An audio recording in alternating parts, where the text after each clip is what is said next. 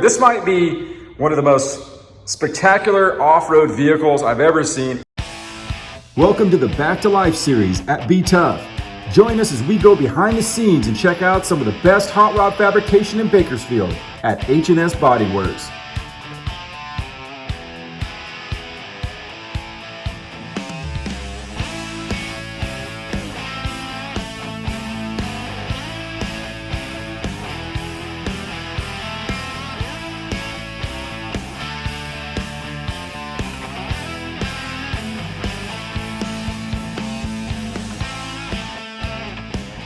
Hey everybody, this is Billy at BTUFF with our Back to Life series with H&S Bodyworks, and I'm here with Jason Reed, man, and we have something spectacular. This might be one of the most spectacular off-road vehicles I've ever seen. It's rare. We're gonna get into it. And first off, I gotta ask you, man, how long have you had this Toyota Land Cruiser, of all things? Well, I've had it for about 3 years now.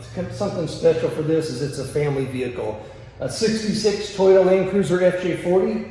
And my grandpa Charlie Reed bought it in 1967 from a couple over on the coast. So about 6 years or 6 months old.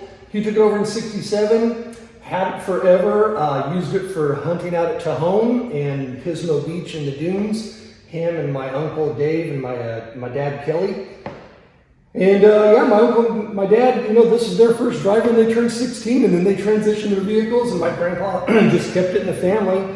My dad took it over for about 25 years, and about 3 or 4 years ago, Dad said, hey, I kind of want to sell this thing, and I got to thinking about it, and think if it can fit my budget. And yeah, I went down and had a conversation with Dick Shepard, and he does a good job down there.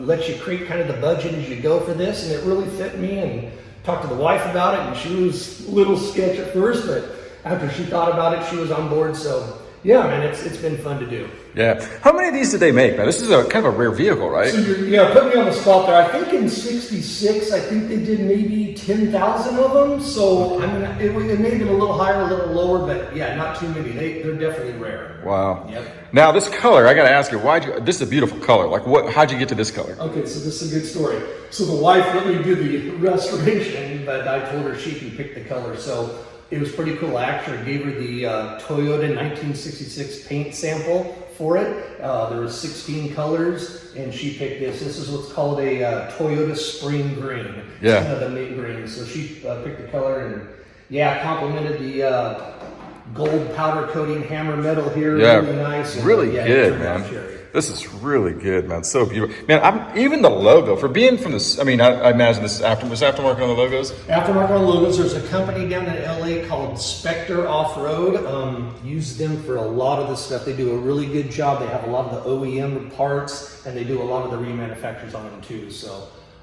yeah, from the emblems to lights to signals to wiring to all the little gadgets for it. They offer the parts, so it worked out good. Yeah, this is cool. So back in the early 60s, when you bought one of these Toyota Land Cruiser FJ40s, you got an actual tool FJ roll kit. They call them a tool roll from the factory. My grandpa had a few of the tools in the toolbox down there underneath the front seat, but he didn't have all of them. So man, it took me almost a year to research. I was able to find the original Toyota canvas roll for this. This is a 12 volt, what they call a working light. There's a plug under the dash, and you got enough cord to string over the hood and hang up in to work on it at night if you're broke down on the trail.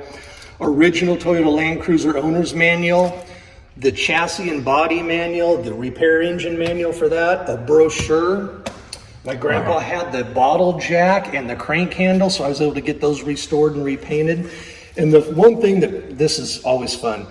When you bought the Toyota, they gave you a chamois to wash. They did. I'm going to say that's probably the only surviving chamois left from the 66 Toyota series, right? Those are rare. I mean, I found that one on eBay. Yeah. Wow. Yeah. And you know the thing is, like, you can't, if you look at these tools, even the grease gun here, that is not just any old grease gun. You can't go down to Pep Boys and throw a grease gun here. That's it's right. Toyota motors. Toyota motor. Right. And what makes this even more cool is if you look, they even put a document content label in, and it matches the pocket number with they're faded out. But yeah, these used to be. I mean, I would imagine each one of these tools is probably worth somebody. You know what I mean? I mean, really. It took me a year and a little bit of savings to find it, but I'm so thankful that I was able to complete the tool roll. It worked out really nice. And even the hammer, right? Because you see it's numbered here, and you go over here, and number one is the hammer, dude. So that's incredible. There's not too many aftermarket components on this, right? It looks almost stock. Not a lot. Yeah, a lot of the suspension kits aftermarket. That's called an Old Man Emu 2.5-inch lift made by ARB. Okay.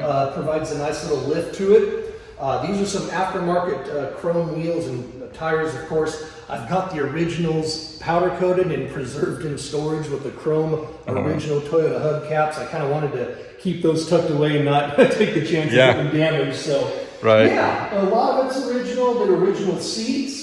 They are. Melissa over at Bakersfield Upholstery did a really good job on this, kind of a faux leather on the seats. Yeah. Company back in the day, they're no longer in business, called Confer. They offered all little aftermarket parts for these Land Cruisers, so this is one of their original jump seats back here. They were a company down out of LA as well, so got the Confer rear jump in there. I love it too. It's kind of on the bottom. It's got the kind of like a coating, right? It is. So yeah, Dick Shepard down there at H&S, they do a really good job. They're actually able to drop that paint into that rhino lining and make it happen. So yeah, it originally had a top on it. It was so beat, I really didn't have the budget to redo the top. So Kent over at Crazy Customs, they did a nice job in fabbing me up a roll bar here.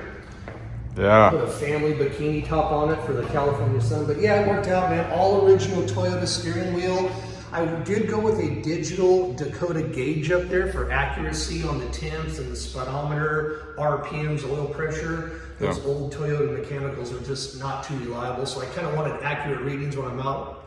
About with it. So is this the emergency brake here? What is this? Okay, so that is actual 4-wheel drive engagement. So up is 4-wheel. Okay. In the middle is neutral and down is 4-low. However, you've got to pull the front drive knob to engage 4-wheel drive. Wow. Okay. And it's all vacuum actuated on a little diaphragm up. Wow, that's incredible. Yeah. Now you got, of course, now these windows, front windows, just like Jeeps, right, would fold down. You had an option to fold them down. Yeah, you could pull the hinge and it pull that down.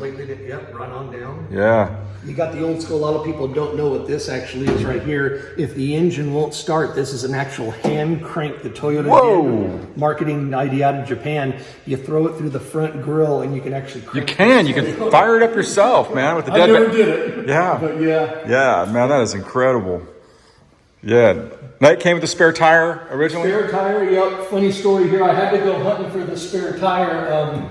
My uncle threw the spare tire carrier away in the scrap metal bin out at Hughes Electric back in the day. So he and I laughed about that. But I was able to find a spare tire. Now, was this the was this on the bumper originally? Like those are original. Yeah, those are the original. So like an impact deal or something? Exactly. Yep. Wow. Yep.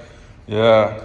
I tell you, man, the bottom end of this thing is about as clean as the top, too. Yeah, so the chassis, I actually sent the chassis up into Seattle, Washington. A guy by the name of Ross Curry, he did all my suspension, my frame, my engine, and transmission rebuild. He did a really good job. All original drum brakes. I kind of wanted to keep the braking system to stock, so I did front and rear drums. Yeah. Wow, that's incredible. Yeah. Man, you have a passion for this, I can tell. Like, I do, yeah. I mean, it's like, this isn't just something you bought here. This is like something that means something to you. Yeah, this is attention to detail. Like you said earlier, I did a little bit of chrome on the ashtray, the grab handle. Toyota did really cool. They had the gear shifting instructions that they mounted to the glove box back in the day. So yeah, those are a repop. You can still get those today, but. Right. And what was this supposed to be for? Like, was it a vent or something? Okay, so that's the vent from the heater. So when I did this open concept, I didn't put the heater back in it. Okay. So yeah, that's just an original vent up from the heater. Okay. All right.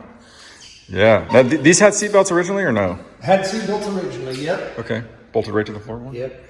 But what are these? One thing I did convert is back in the day, if you remember 3 on the tree. So Those components were so hard to find. They were so rare. I was missing a few, so I decided to convert it and put the shift onto the floor. That was the one change here. Now, what does this door go to? Because see, this is the fuel tank right here, right? Yep. So what does this go to right here? So this is the old custom 1960 air conditioning.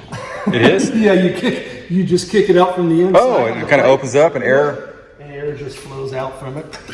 Oh, wow.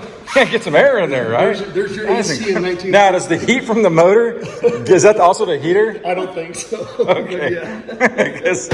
All right. Yeah, very cool. Oh, let's pop the hood. You ready? Man, I haven't even seen it because there is something cool in here. Man, this thing's full of all kinds of surprises. Look at this thing, man. I mean.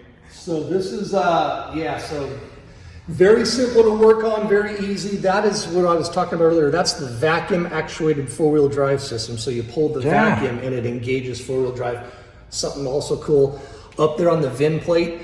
When you bought it from Toyota, they gave you a key tag and the matching. So that's called the tag number. So it's a T66? T66, Toyota 66. I mean, just having that alone is probably... Exactly. So kudos to the gentleman who my grandpa bought it from, kept it, and just put it up there and never moved it. It's amazing that all these components are still here because your grandpa used it up pretty good, right? I mean, they used it. They were driving, they were hunting with that stuff, right? Exactly. So the fact that all these parts are here is just pretty amazing. I went with an aftermarket Weber carburetor. Okay. Funny story, you see an orange valve cover sitting there, and that was originally black from Toyota, but my dad kind of thought he was cool back in the day and painted almost the entire undercarriage of this F340 orange, so that's a little tribute to my dad, a little orange paint. Wow, that's cool, man. What a 6-cylinder inline. They call it an F135. That was a second generation F motor from Toyota. Again, Spectre Off-Road. They have all the original decals for repop, so I was able to get all of those and kind of bring it back. Incredible. This has to feel good, though, right? I mean, from a family part, right? I mean, doesn't it feel good? I mean, you feel like you got some history here for your family, right? Exactly. So third generation passed down. I'll enjoy it. Pass to some grandkids, or if those don't come about, I'll maybe sell it and buy me another toy someday. But yeah, this isn't going anywhere for a while. Oh man, beautiful. I tell you what, this is one of the most beautiful off-road vehicles I've ever seen, and I'm sure a lot of people would think the same thing. So very cool. Hey, thanks for showing us this. You bet, Billy. Thanks all right, for coming out. All right, very cool.